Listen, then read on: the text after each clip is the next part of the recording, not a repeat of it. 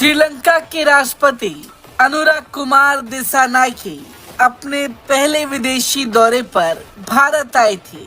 इस दौरान उन्होंने भारत के साथ कई समझौतों पर हस्ताक्षर किए। यहां तक कि भारत श्रीलंका के यूनिट आइडेंटिफिकेशन प्रोजेक्ट का समर्थन करने के लिए राजी हुआ। श्रीलंका में ये प्रोजेक्ट भारत के आधार कार्ड की तरह विकसित किया जाएगा, जो अपने आप में श्रीलंका के लिए एक बड़ी उपलब्धि है। इस बात की जानकारी खुद भारत के विदेश सचिव विक्रम मिस्री ने दी।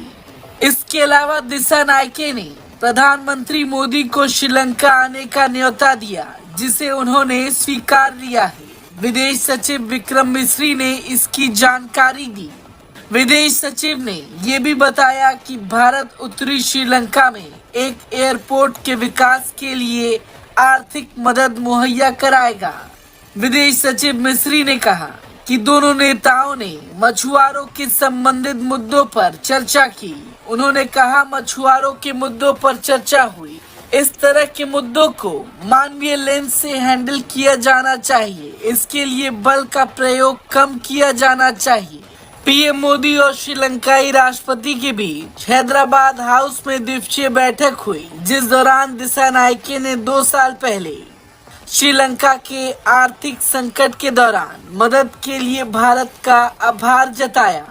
पीएम मोदी ने कहा कि भारत ने लगभग $4 अरब के कर्ज और अनुदान के जरिए श्रीलंका की मदद की थी। श्रीलंकाई राष्ट्रपति दिसानायके ने पीएम मोदी से मुलाकात के बाद कहा कि उनके देश की जमीन का इस्तेमाल भारत को हानि पहुंचाने वाली गतिविधियों के लिए नहीं किया जाएगा। पीएम मोदी और श्रीलंकाई राष्ट्रपति ने मुलाकात के दौरान सामपुर सौर ऊर्जा परियोजना, श्रीलंका के भीतर रेलवे कनेक्टिविटी बढ़ाने, दोनों देशों के बीच नौका और उड़ान सेवाओं, यूनिक आइडेंटिफिकेशन प्रोजेक्ट, शिक्षा रक्षा समझौतों और हाइड्रोग्राफी पर सहयोग बढ़ाने पर चर्चा की। दिसानायके ने इस दौरान कहा कि मछुआरों के मुद्दों का टिकाऊ समाधान खोजने की जरूरत है। दोनों नेताओं ने एक दूसरे के देशों में पर्यटन बढ़ाने के लिए रामायण सर्किट और बौद्ध सर्किट पर भी चर्चा की।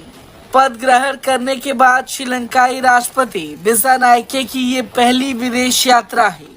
पहले विदेश दौरे में उनका भारत आना संकेत देता है कि श्रीलंका चीनी प्रभाव के बावजूद भारत के साथ रिश्तों को बहुत अधिक महत्व दे रहा है।